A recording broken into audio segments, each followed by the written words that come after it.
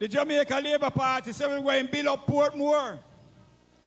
And we have declared Portmore to be a parish, the 15th parish.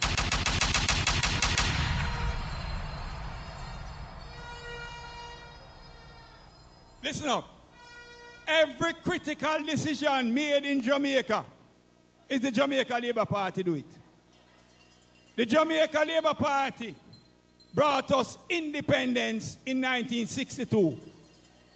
The PNP never wanted us to get independence. The PNP wanted us to be a part of the Caribbean Federation, West Indies Federation.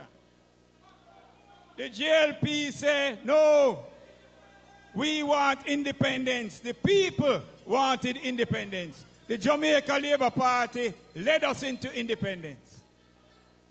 The Jamaica Labour Party is leading us into being a republic.